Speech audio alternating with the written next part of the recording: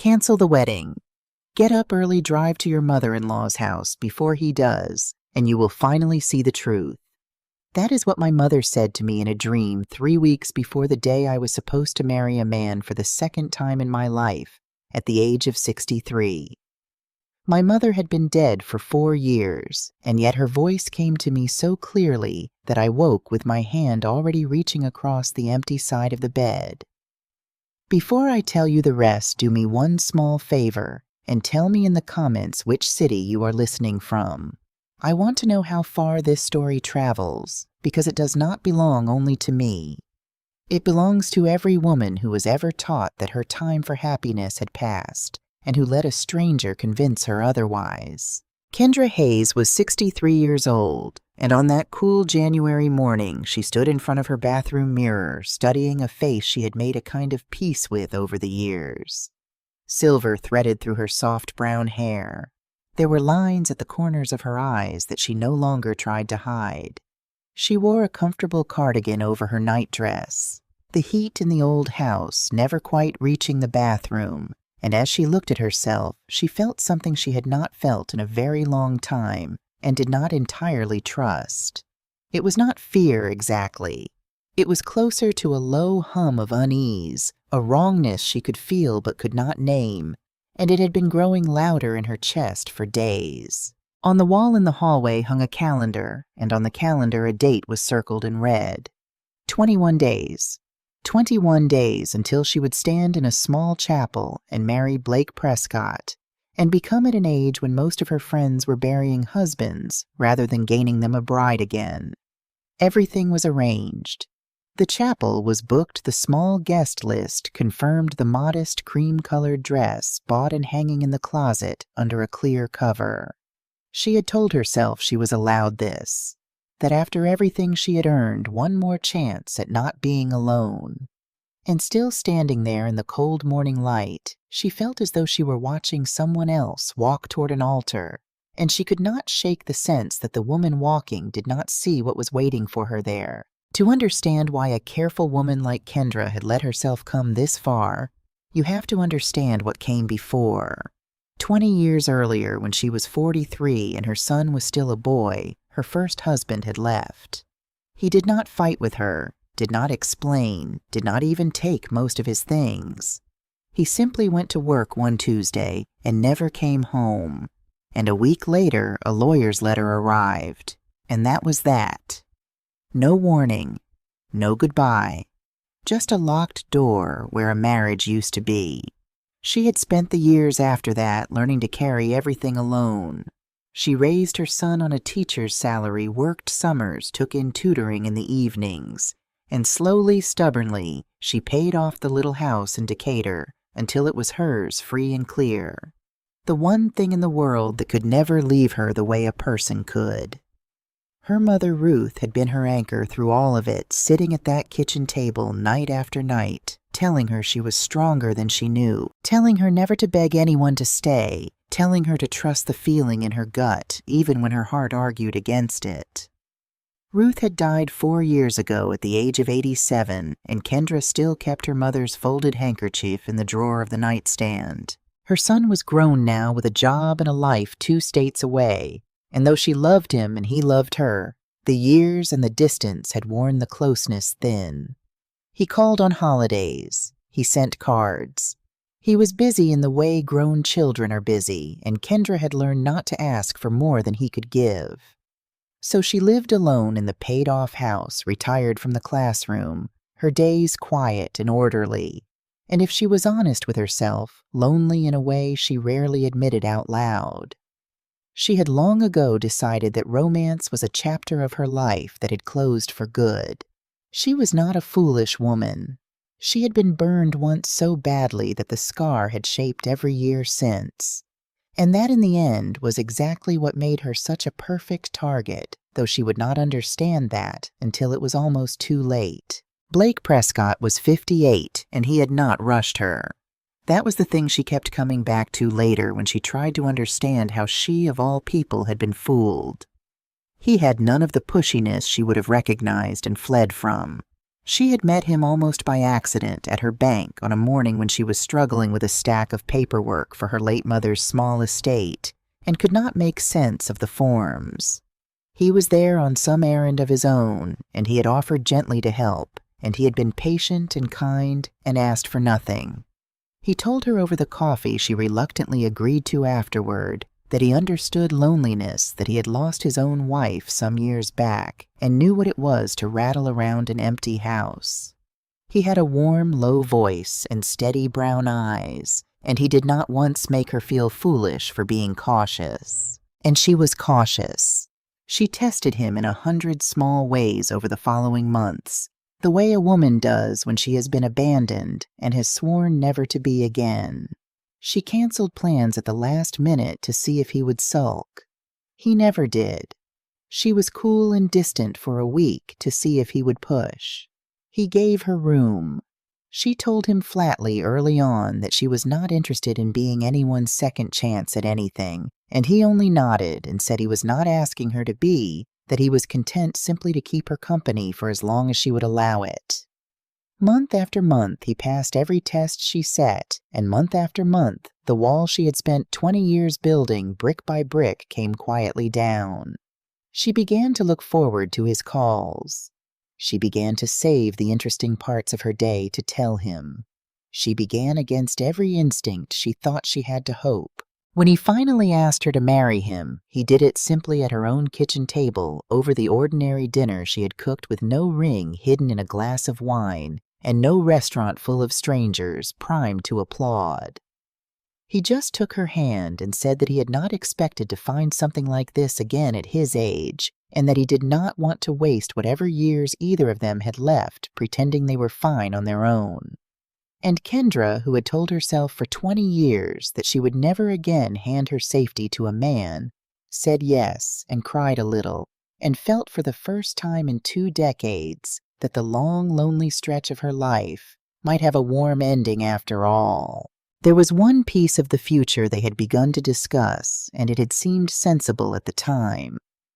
Blake had raised the idea carefully, never pushing, that once they were married it would make no sense to keep the big old house in Decatur that was really far too much for one person, let alone the upkeep, and that they might sell it and combine what they had into something better, an investment that could grow and keep them both comfortable in their old age. He had a relative, he said, a sharp younger woman in real estate who could handle everything. Kendra had not agreed to anything. She had not signed a single paper. But the plan sat there in the near future, waiting scheduled loosely for the weeks right around the wedding. And she had let herself drift toward it, the way she had let herself drift toward all of it, because it felt so good to finally have someone helping her carry the weight. That morning, after her coffee had gone cold in her hands, a message from Blake lit up her phone. "My mother would love to have us over this afternoon to go over a few things for the wedding," it read. "Can you make it?" Kendra's thumb hovered. "Yes." "Of course," she typed back, because that was the polite thing, the expected thing, the thing that kept the machine of the wedding rolling forward on its track. But even as she sent it, her mind slid back to the first time she had visited that house, and the memory arrived with a chill she did not understand. Cynthia Prescott was 79, and she had received them that first evening with a spotless apron and a tight silver bun and a smile that never quite reached her eyes. She was upright and precise for her age, sharp as a tack, and she had a way of looking at Kendra as though she were taking down numbers only she could see. She was polite, but every polite question had an edge to it. "And you live alone?" she had asked, pouring coffee without meeting Kendra's eyes. "Yes," Kendra had said. "And the house that is yours outright, no mortgage?" "Yes," Kendra had answered a little surprised. "I paid it off years ago. And your son Cynthia had gone on. He is far away, is he?" "You do not see much of him." Kendra had felt the question land somewhere tender. "We are close in our way," she had said. "He has his own life." Cynthia had nodded slowly as though filing something away and had asked next about Kendra's pension and her savings, and whether she had put anything by for her later years, all of it wrapped in the soft cloth of a mother getting to know her son's bride. And in an entire evening under her son's roof, Cynthia had said almost nothing about Blake himself. When Kendra had gently asked about his father, Blake's face had gone smooth and still for half a second before he said he passed a long time ago and changed the subject so cleanly that she had let it go. Later that first night, when she asked Blake about his mother's endless questions, he had only smiled and said, "Do not take it personally. She is old-fashioned. She worries about me. It is hard for her to trust." Kendra had accepted that because she wanted to. But something about the evening had stayed lodged in her the sense of having been measured rather than met. And now, 3 weeks from the wedding, with her mother's voice still fresh from the dream, that lodged thing had begun to ache. That afternoon, sitting alone in her quiet living room before she was due at Cynthia's, a thought arrived in Kendra's mind like a struck match. What if I do not marry him?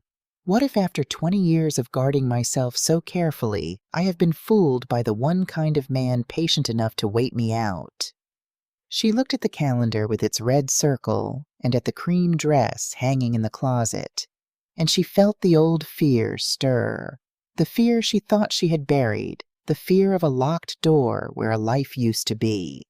She went to bed that night with her thoughts turning in slow, restless circles. The house grew quiet around her, settling into its familiar creaks, and the dark came in and wrapped over the bed the way it always did on the side where no one slept. She could not fall asleep. She turned one way and then the other. And then at some point between waking and sleeping, she saw her. Her mother Ruth sitting in the old armchair by the window, the same chair where she used to sit those long nights 20 years ago, telling her daughter she would survive. Ruth was wearing her pale blue robe and her worn slippers, and her face was calm, but her eyes were burning. "Kenny," she said, using the small name she had called her daughter since she was a child. "Listen to me because I do not have much time. You have to get out of there. These people are not what they seem." Kendra tried to speak and could not. She could only listen. "Do not marry him," Ruth said. "He is not who he tells you he is. Tomorrow morning you go to his mother's house early before he does. You go alone, and you keep your eyes open and you will understand everything. I did not raise you to walk into another locked room, my girl. You have to wake up now." And Kendra woke, gasping, her heart slamming against her ribs, the empty side of the bed cold beneath her outstretched hand. The clock on the nightstand read 4:46 in the morning. The room was silent and ordinary, and yet something inside her was shaking and would not stop. She got up, walked to the kitchen, turned on the light, and poured herself a glass of water with hands that trembled so badly the glass rattled against the tap. She looked at the calendar, the red circle, and she heard herself say quietly into the empty kitchen, "I am going to go early, alone. I am going to see for myself." She would not tell Blake. She would not tell anyone. She barely slept the rest of that night, and when the gray light finally came, she dressed without ceremony, slacks and a plain sweater, and she got into her car and drove across the city in silence. At every red light, the dream came back to her, her mother's burning eyes, the warning, the word room, as in another locked room. Cynthia Prescott lived in a tidy, older neighborhood on the north side, a place of clipped lawns and quiet streets. Kendra parked several houses down and walked the last stretch on foot, though she could not have said why.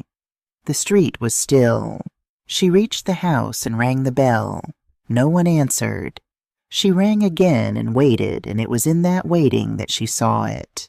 At the far side of the house, a woman was slipping out through the back door. She was much younger than Cynthia, perhaps in her 40s, blonde in a red jacket, and she was moving quickly, her head down. She got into a car parked along the curb and pulled away without once looking back. Kendra stood frozen on the front step with her finger still near the bell. A moment later, the front door opened and Cynthia was standing there, and something crossed her face before the smile arrived a flicker of alarm quickly smoothed over. "Kendra," she said. "What a surprise. I thought you and Blake were coming this afternoon." "I wanted to speak with you alone," Kendra said, and heard how thin her own voice sounded. Cynthia's smile tightened at the corners. "Of course," she said after a beat. "Come in. I was just getting a few things in order." The house smelled of old coffee and lemon polish, everything arranged with a relentless neatness that felt less like tidiness and more like concealment. Cynthia led her toward the dining room and then paused, said she would put on the kettle, and disappeared into the kitchen on slow, careful steps. And that was when Kendra saw it. On the sideboard, half tucked beneath a folded newspaper, lay a small notebook open. She did not touch it. She only looked, and she leaned in, and she read. It was a list written by hand in a small, careful, old-fashioned script, and it was a list of women. Names down the left side, and beside each name notes. She read them the way you read something in a nightmare, understanding a fraction of a second after the words go in. One column was headed with a phrase that turned the coffee smell suddenly sour in her throat. Home-owned outright. Beside it another. Children far away. And beside a few of the names' ages, all of them past 60, and small ticks and question marks, the marginal notes of someone weighing options, someone shopping. Kendra's own name was not on the page she could see, but the shape of the thing was unmistakable, and it fit around her like a cold hand. Cynthia's questions that first evening, her interest in the paid-off house and the pension, and the son who never visited. It had never been a mother getting to know her son's bride. It had been an appraisal. She had been valued the way you value a property before you decide whether it is worth the trouble of taking. She heard the kettle begin to whistle, and under it Cynthia's slow footsteps returning, and Kendra straightened and stepped back and folded her hands so they would not shake.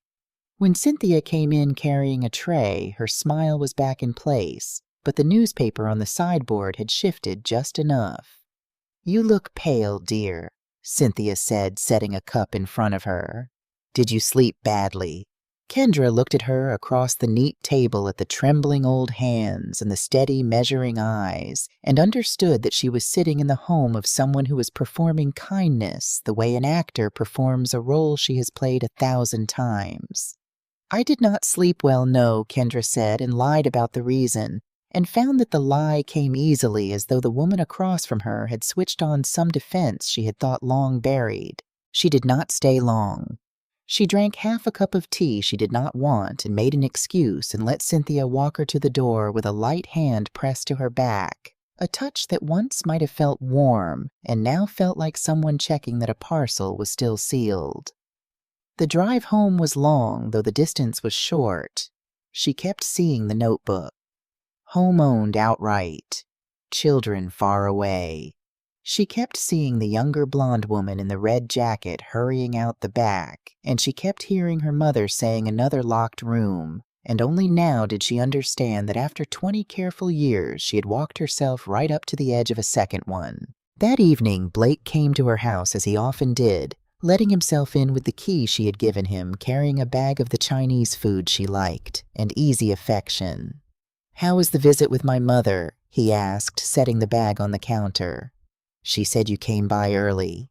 Kendra watched him from across the room, this patient, gentle man she had trusted with the last soft place left in her, and she said there was a woman leaving out the back of your mother's house this morning. Young, blonde, in a hurry. "And I have been meaning to ask you again. Your father, what actually happened to him?" For just a moment, less than a heartbeat, Blake went completely still, and in that stillness, Kendra saw something she would spend the whole night unable to forget. Then the warmth came back over his face, like water closing over a stone, and he said, "That was probably my mother's neighbor. She is always in and out, and my father's sweetheart is old."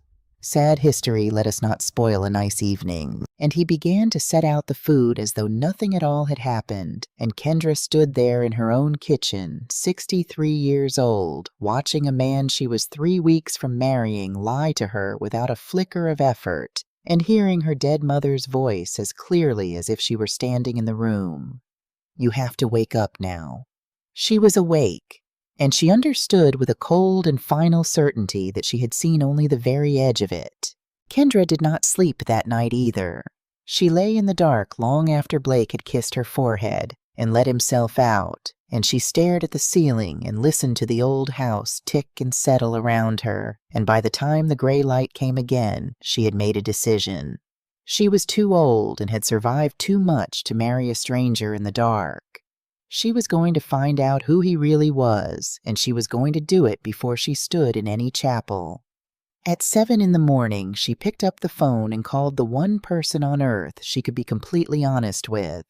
She called Rachel. Rachel had been her friend for nearly 30 years since their children were small, and they had leaned on each other through every hard season since. Rachel was a widow herself, blunt and sharp and fiercely loyal, and when she heard the tightness in Kendra's voice, she did not ask her questions over the phone.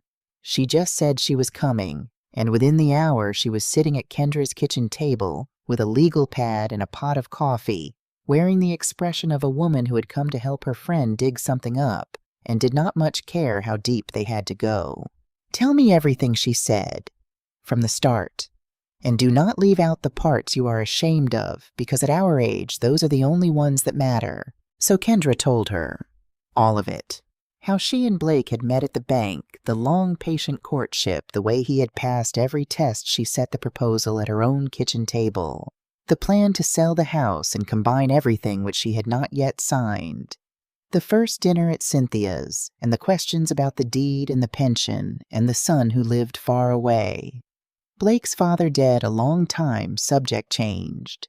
The dream which she almost left out, and then did not, because Rachel had known Ruth for 30 years and did not laugh. The younger blonde woman in the red jacket hurrying out the back door. And the notebook, the small, careful handwriting, the list of older women home-owned, outright children, far away. When she finished, Rachel sat very still, then let out a long breath and said, "All right. We are not going to fall apart. We are going to look. Men like this always leave a trail because they can change their names, but they cannot change their habits." They started with Blake himself on Rachel's laptop at the kitchen table.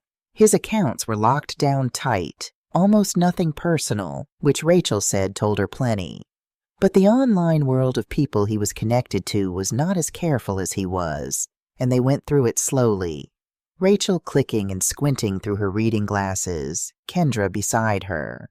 It was slow, frustrating work, and Kendra had begun to feel foolish when Rachel suddenly stopped and said, "Wait. Look at this."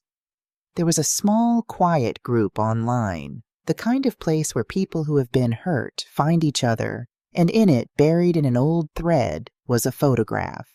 In it, a woman in her 50s stood in front of a modest suburban house, and beside her, one arm around her waist, wearing the same warm, patient smile that had worn down Kendra's 20-year-old wall, was Blake. The words underneath were few and bitter, a warning to other women about a man who had left her with nothing. The date was a little over a year old. Kendra felt the floor tilt. She reached out and touched the screen. "It is him," she said. Rachel scrolled carefully and found the woman's name, Heather Dolan, and a way to reach her, and she did the arithmetic out loud so that Kendra could not look away from it.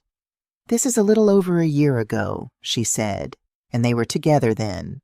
And when did Blake start getting serious about you?" Kendra's mouth had gone dry. "Right around then," she said. "He was already working on me while he still had her." Rachel closed her eyes for a moment.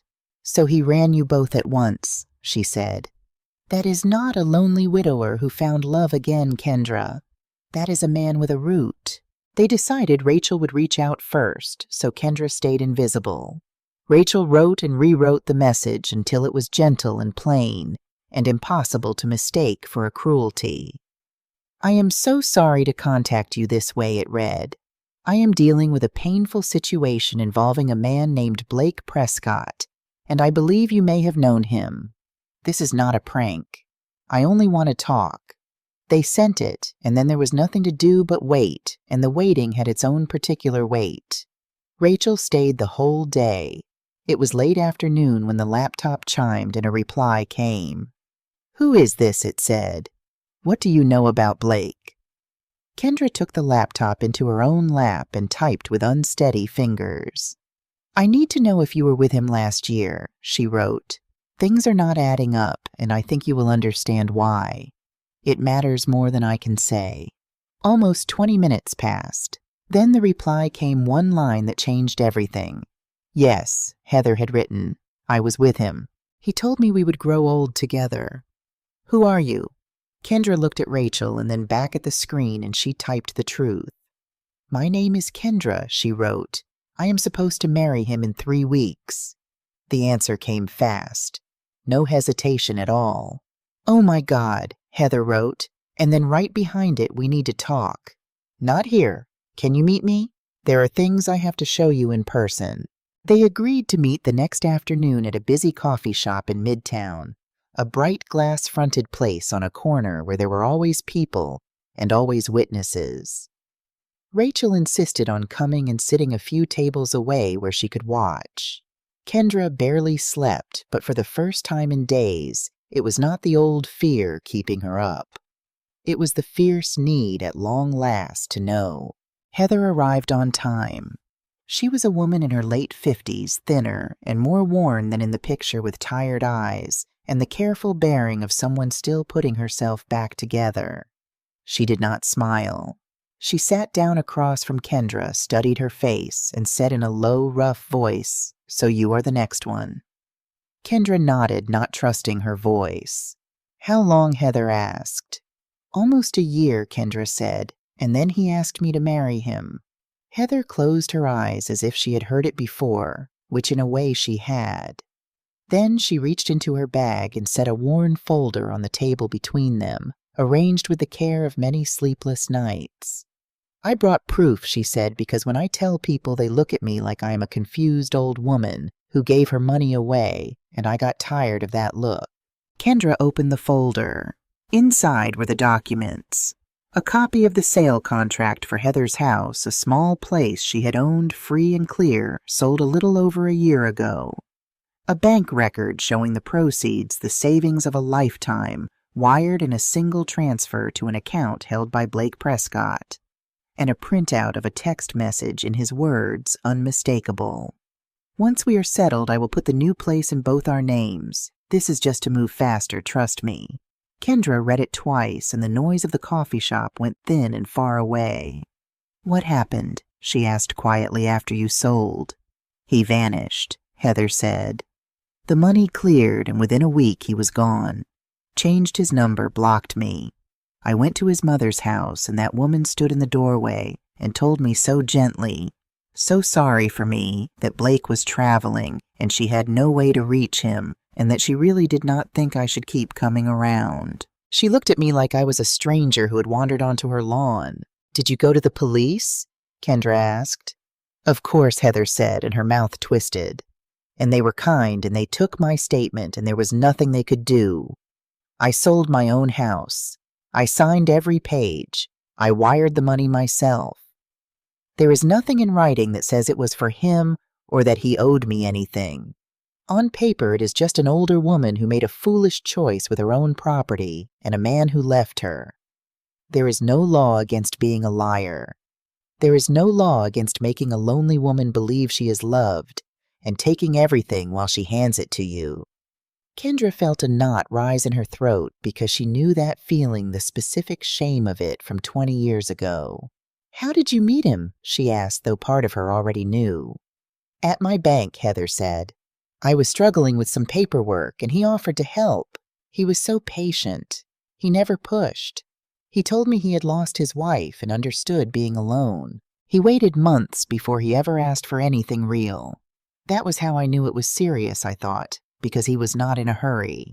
Kendra's hand had gone cold around her cup. That is exactly how it was with me, she whispered. The patience was the thing that convinced me. Heather nodded slowly without surprise. That is the whole trick, she said. He finds the ones who have been hurt before the ones who would run from anyone pushy, and he is the one man patient enough to wait us out. And his mother helps. She is the one who decides whether we are worth the months. She looked at your house, did she not, and your pension, and asked whether your boy would come running if something went wrong. Kendra could only nod. Heather glanced toward the window, then lowered her voice. There was another woman before me, she said. Her name was Karen. I never met her, but Blake said it once late at night when he thought I was asleep, and the way he said it made my skin crawl. Later, when I tried to find the truth about him, I looked for her, and I could not. She is just gone. Some people said she moved away. Others did not want to say. Kendra's stomach clenched. Do you think she began and could not finish? I do not know anything for certain, Heather said. But I will tell you this. If my sister had not been near enough to pull me out, I do not know where I would be. It hollowed me out for a long time. Take the folder. Make copies. And if there is any way to make him answer for it, do it not for me, because it is too late for me, but so that some other woman our age does not sit across a table like this one.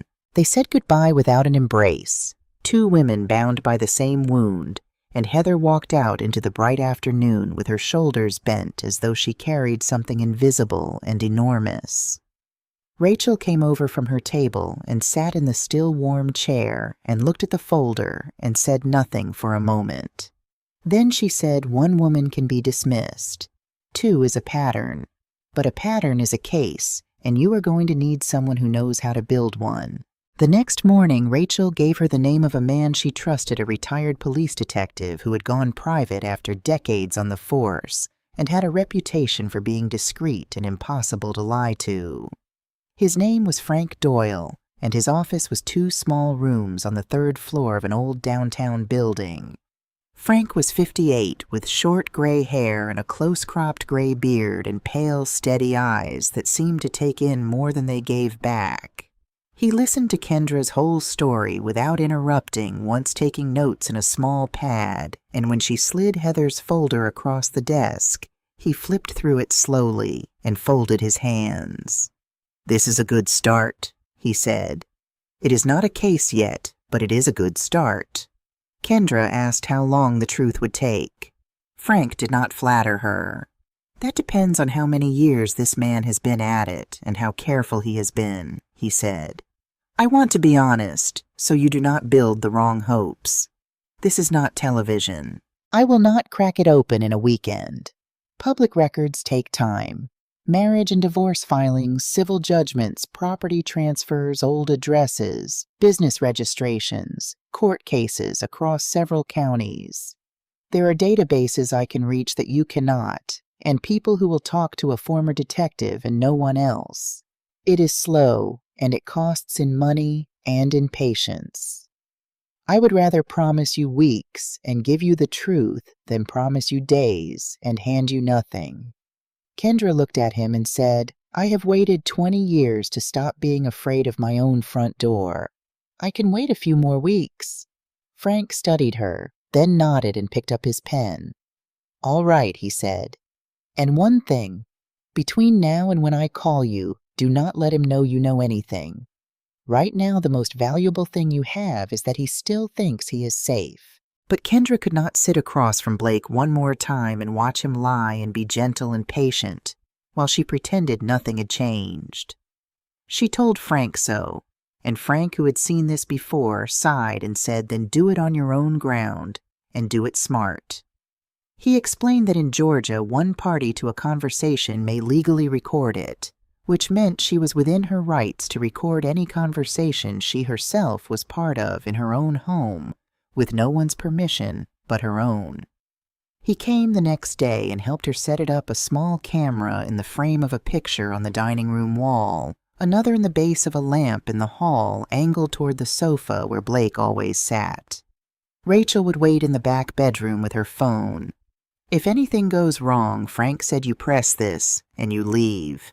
And you do not argue with a man like this. You just get the truth on record and let him go. That evening, she texted Blake and asked him to come over. He replied within a minute, "Of course, sweetheart, is everything all right?" And she wrote back that everything was fine. She only wanted to see him. At 8, the doorbell rang. Blake stood on the step in a soft sweater with that warm, patient smile, and he said, "There she is." And Kendra stepped aside and let him in without a word. He sat down on the sofa as though it were his own home and said, "So what is this about? Are we finally going to pick where to go for the honeymoon?" Kendra sat down across from him. On the coffee table lay Heather's folder. "I want you to look at something she said," and pushed it toward him. Blake opened it. He read the first page and then the second, and Kendra watched the warmth drain out of his face, by degrees watched the patient kindness she had trusted for a year slide away, and something flat and cold move in behind his eyes, something she had never once seen. "Where did you get this?" he said, and his voice had changed too, all the softness gone. "From someone who told me the truth," Kendra said. "You do not know what you are doing," he said quietly. "I think I finally do," she answered. He closed the folder slowly and leaned toward her, and when he spoke again, it was almost gentle, which made it far worse. "You are an old woman living alone, Kendra," he said. "You have a nice, quiet house, and a son who never calls. You should think very carefully about the people you go stirring up, because they will not be here when this turns ugly, and you will be." "Is that a threat?" she asked, and hated the way her voice shook. Blake smiled, but it was not his smile. "It is advice," he said. He stood, took his jacket, and looked down at her with an emptiness so complete that she understood at last she had never met the man at all. Then he walked out and pulled the door shut softly behind him, which was somehow more frightening than if he had slammed it. Kendra did not move until she heard his car pull away. Then Rachel came out of the bedroom pale, holding up her phone. "I got all of it," she said. But Kendra felt no relief. She spent the rest of that night doing the one thing entirely within her power.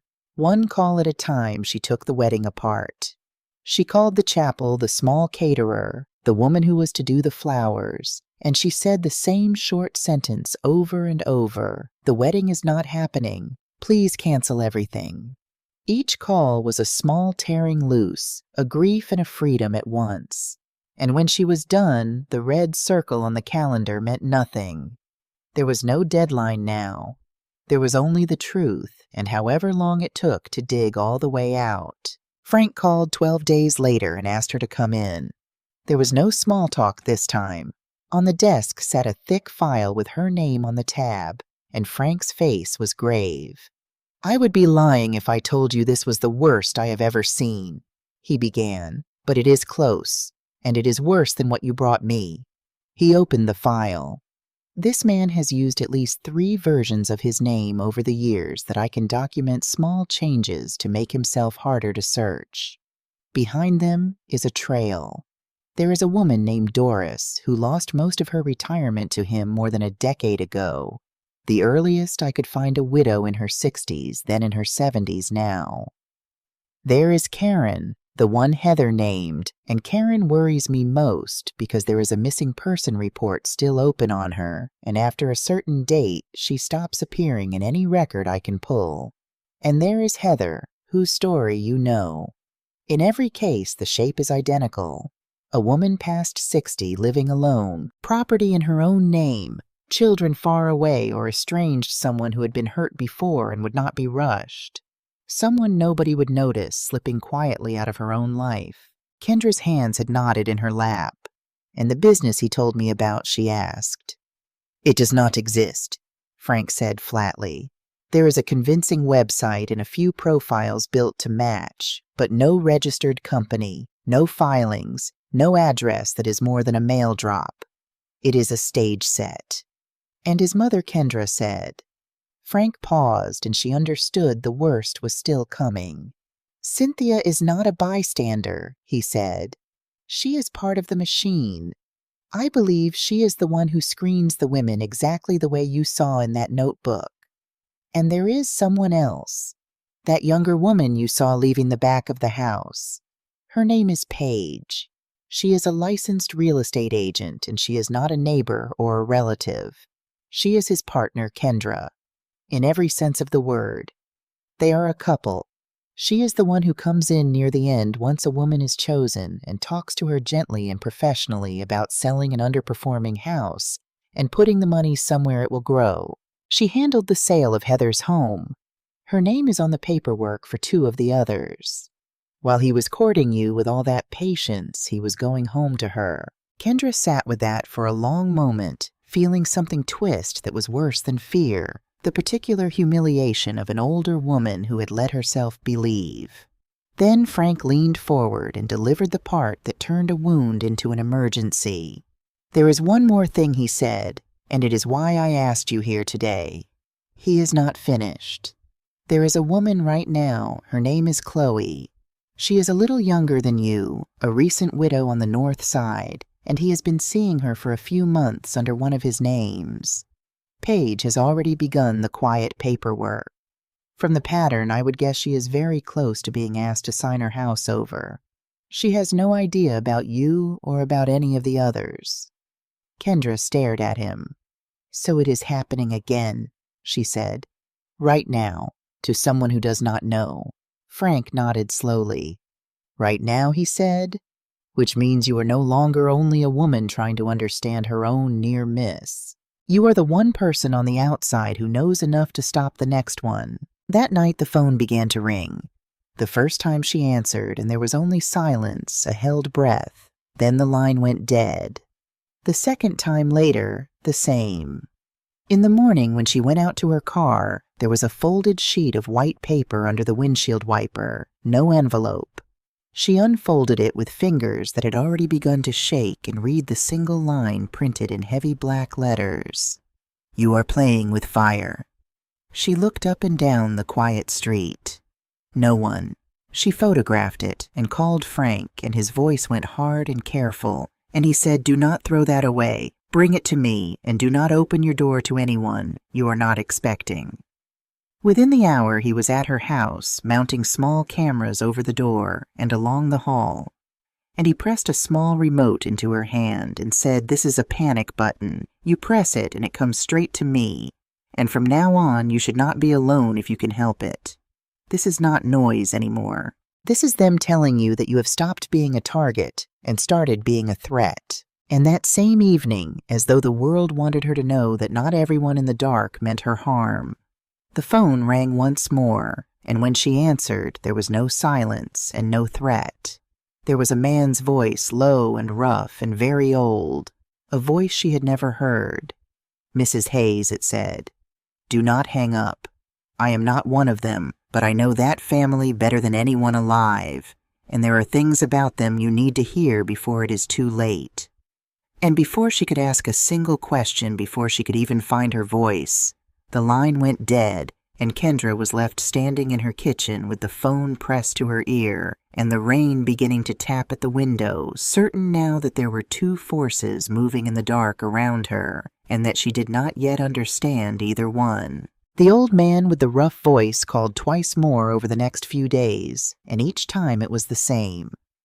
"Do not hang up." He would say, "I am not one of them," and then he would give her a warning too vague to act on, that she should trust nothing.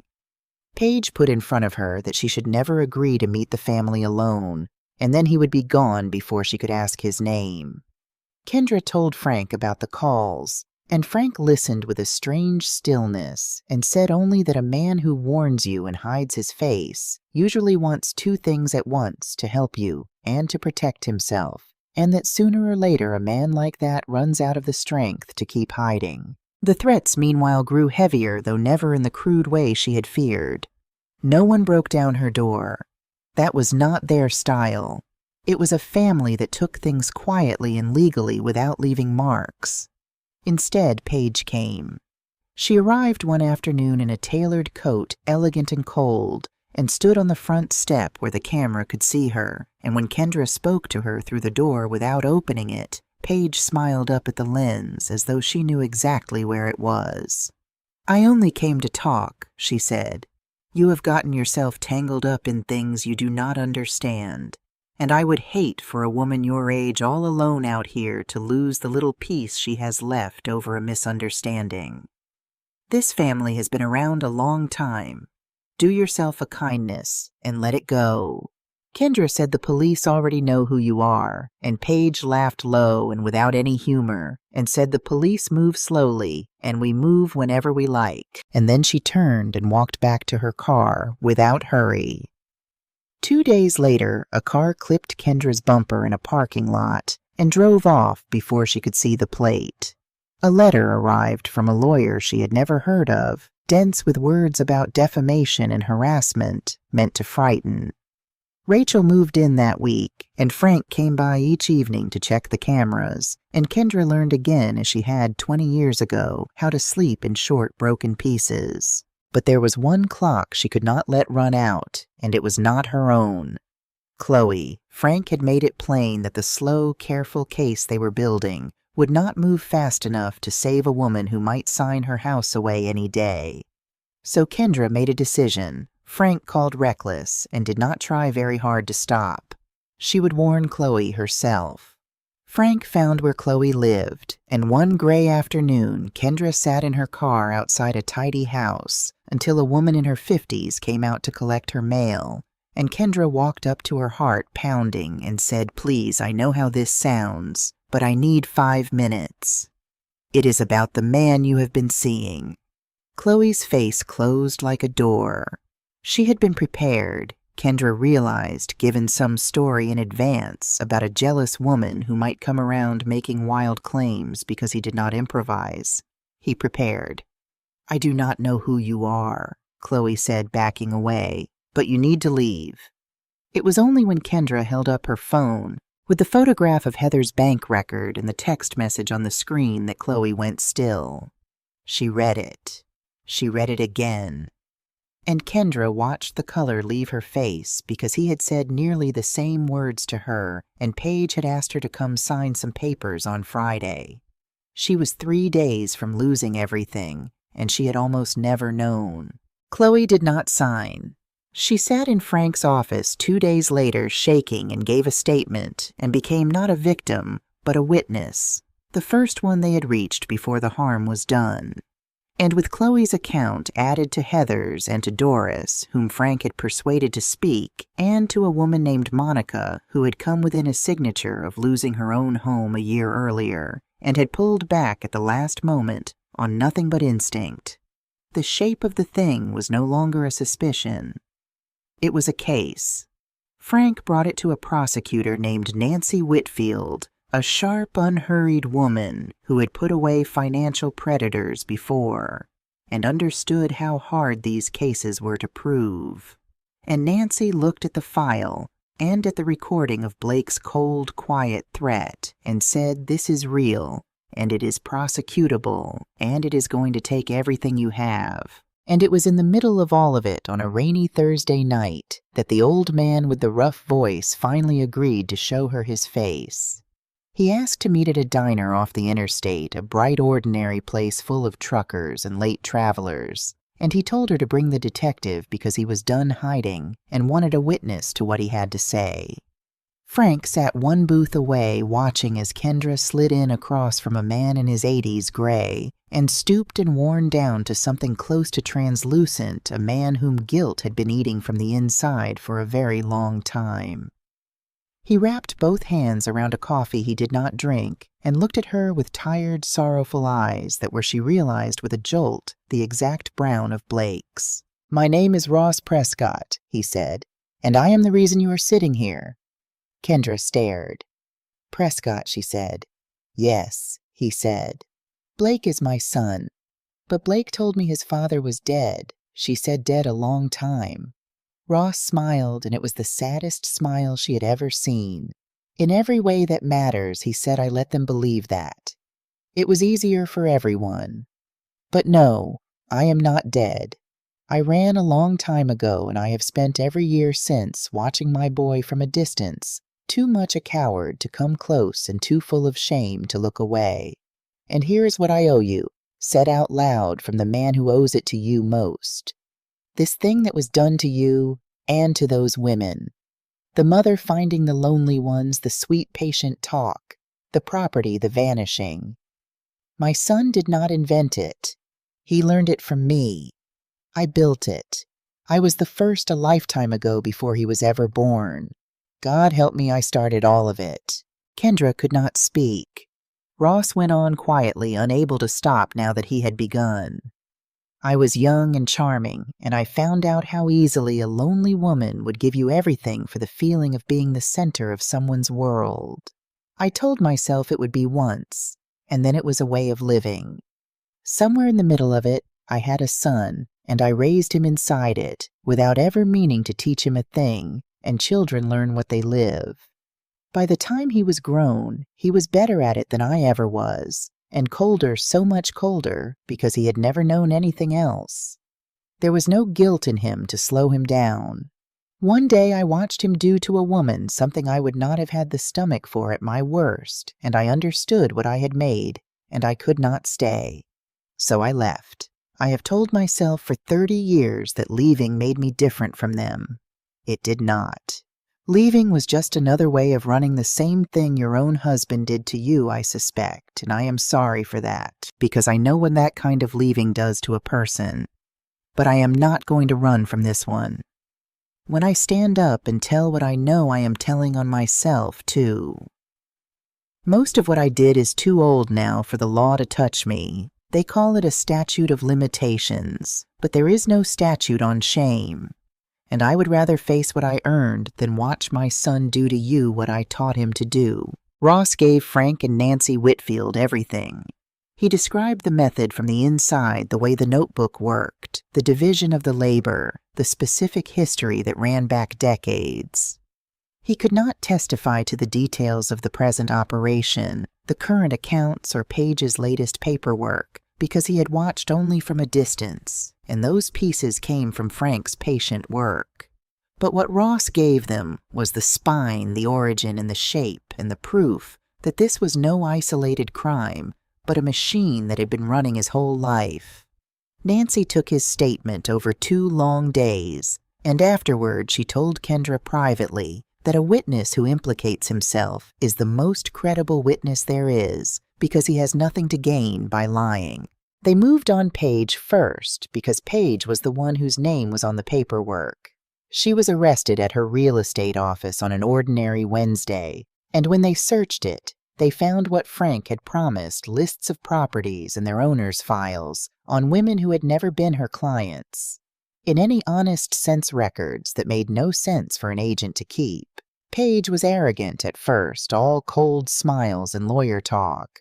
But when Nancy laid out the evidence, and when she understood that Ross was talking, that the man who had started all of it was now on the other side of the table, something in her cracked and the smiles stopped. She was denied bail, and the news which had been circling finally broke open.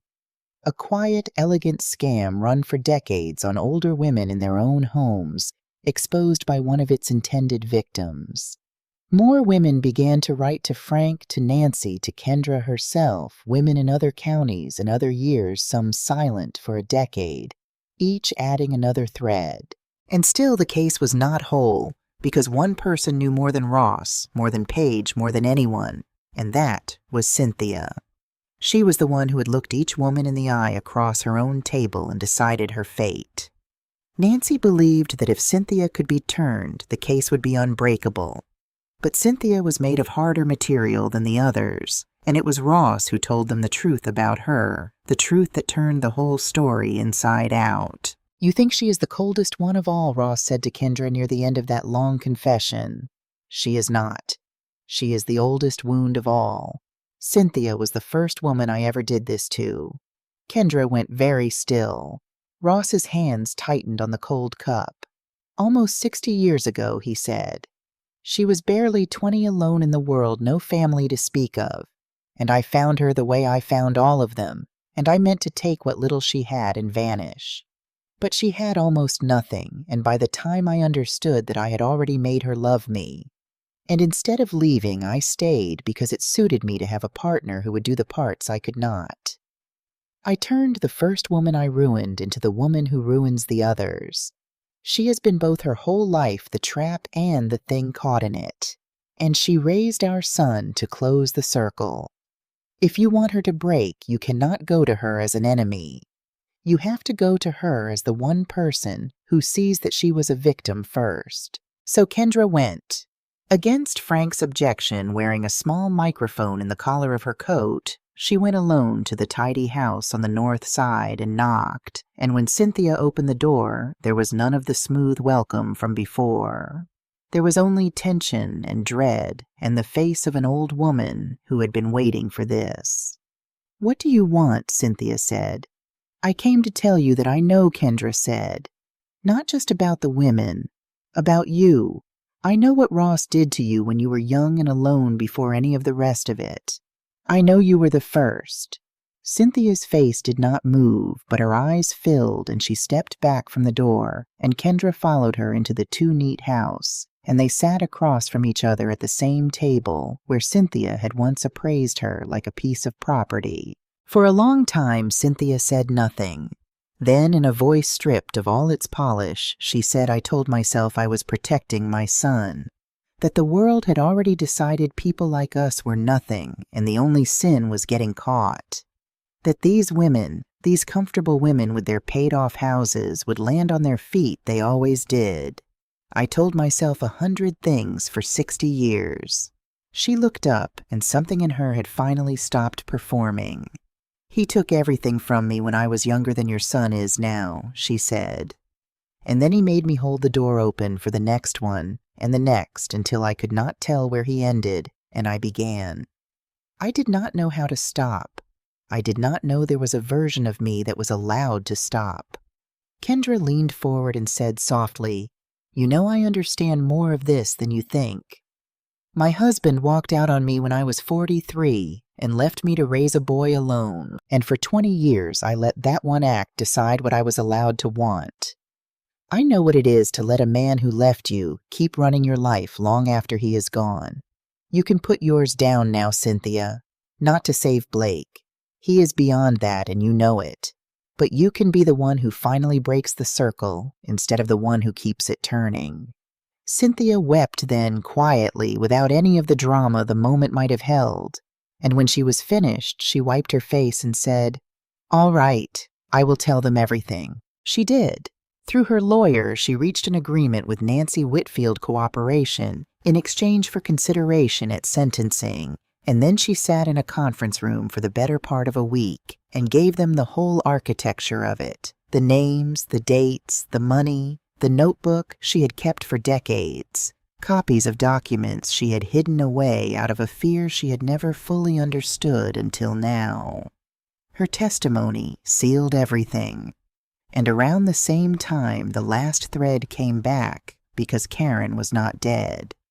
Karen had done what nearly destroyed her. Rather than reporting it, she had changed her name, and disappeared into another life, 2 states away, too broken and too frightened to ever come forward. When word reached her through the network of women that had grown around the case that the family was finally being torn apart, she wavered a long time. And then she came, and her account of the months Blake had kept her isolated and afraid closed the last gap. Only one thing was still missing, and that was Blake himself. From the night he had walked so softly out of Kendra's house, he had gone to ground. His phone was dark. There were no bank movements, no digital trace. But money is the one thing a man like Blake cannot live without, and eventually he had to touch it. He surfaced under a variation of his name at a motel on the far edge of the county, and it was a tip from an informant who recognized his face from the news, together with a small, clumsy transaction Frank had been watching for, that gave him away. There was no siege, no confrontation on Kendra's doorstep. There was only a knock on a cheap motel door early one morning, and officers and a man who tried to run 3 steps before he understood there was nowhere left to go. When they told Kendra, she did not cry or celebrate. She sat down at her kitchen table and put her face in her hands and simply breathed, and Rachel sat beside her and said nothing at all. The legal process did not end there. It took months. There were hearings and motions and the slow grinding machinery of the law. And Kendra learned to live inside the waiting the way she had learned to live inside everything else. But the case was by then almost too heavy to fight. There was the recording of Blake's own voice in her living room. There were the financial records tracing the stolen money. There was the testimony of Heather and Doris and Monica and Chloe and Karen women whose stories fit together like parts of a single machine. There was Paige, and there was Cynthia. And above all, there was Ross, the man who had built the whole thing and then testified against his own blood. In the end, Blake Prescott was convicted of theft by deception of wire fraud of criminal conspiracy. A long list that carried the weight of many years in prison, and the judge reading the sentence called it one of the most calculated and heartless patterns of exploitation to come before that court in his career. Kendra was there for the sentencing. She sat in a courtroom full of faces that knew the story from the inside. Rachel beside her, Frank a row back, Heather and Monica and Chloe together, Karen at the very end of the row where she could reach the door if she needed to. Cynthia was there too alone, and no one embraced her, but no one turned away from her either, because everyone in that room understood by then what it had cost her to sit where she sat. When Blake was brought in, he found Kendra's face in the crowd and held her eyes, and there was nothing in his expression at all.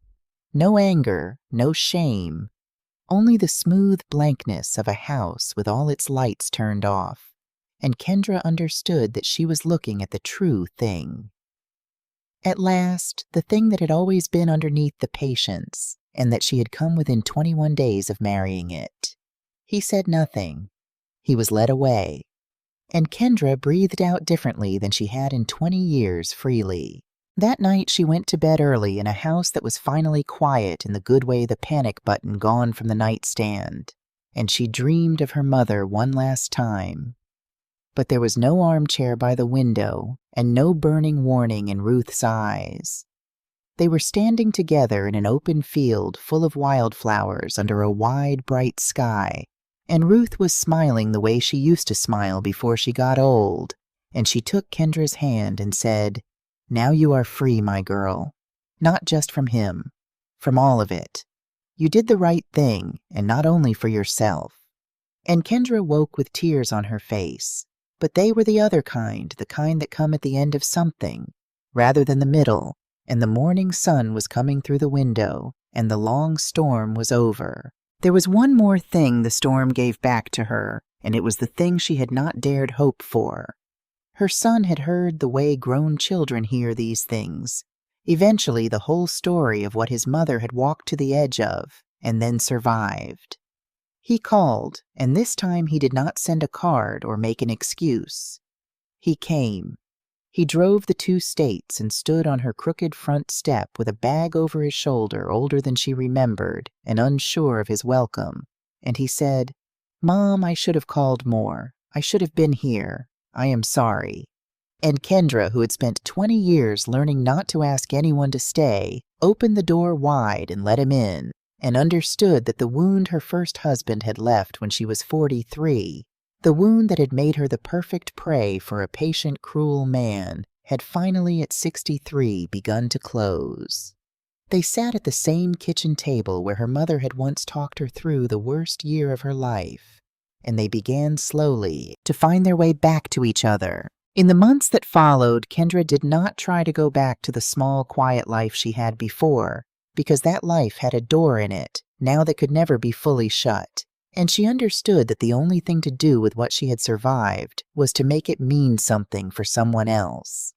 She wrote it all down honestly, the loneliness that had made her vulnerable the 20 years of guarding herself, the patience of the man who had used that guarding against her, and the dream she could not explain. The book found more readers than she ever imagined because there were so many women, especially older women, who recognized themselves in it, who had been taught that their time for love had passed and had let a stranger convince them otherwise, who had stayed silent out of shame or the fear that no one would believe a woman their age. But more than the book, was the thing that grew up around it. Kendra founded a small organization to help older people who had survived financial and romantic fraud, the quiet kind that leaves no bruises and stands up in no easy way in court, and the women from her own story became its heart. Heather, who had lost everything to a signature, kept the accounts with fierce care. Monica trained to counsel others. Chloe, who had been saved with 3 days to spare, sat every week with the newest arrivals, the ones still too frightened to speak, and told them it was not their fault, and that they were not foolish, and that they were not alone. Cynthia, after she had served the sentence, her cooperation had shortened but not erased, asked quietly whether there was any use for a woman like her and Kendra. After thinking about it a long time, said that there might be, that no one understood the trap better than someone who had been both caught in it and made to run it.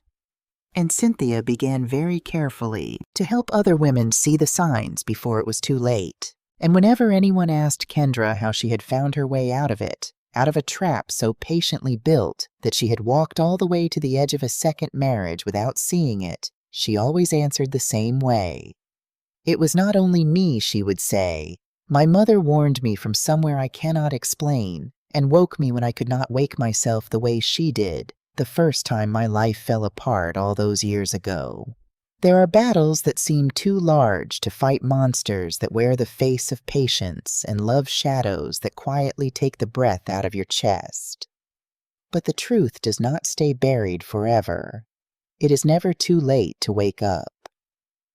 Every woman who stands up at any age breaks a chain that other women did not even know they were wearing.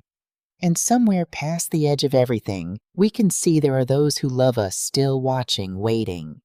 And sometimes when we most need it, reaching all the way through a dream to take our hand and say, "Wake up now. It is time." Kendra understood that message late, but she understood it in time, and from that day on, she never once ignored the quiet feeling in her chest again. If this story moved you, tell me in the comments what you felt while you listened, and if you have ever walked close to something like this yourself, or watched someone you love do it, share your voice, because there is someone out there right now who needs to know they are not alone, and not foolish, and never too old to be saved. Tell me which city you are watching from. Leave a like if this reached you. Share it with a friend, a sister, a mother who needs to hear it. And subscribe because there is another story waiting for you right now up on your screen, and I will see you there.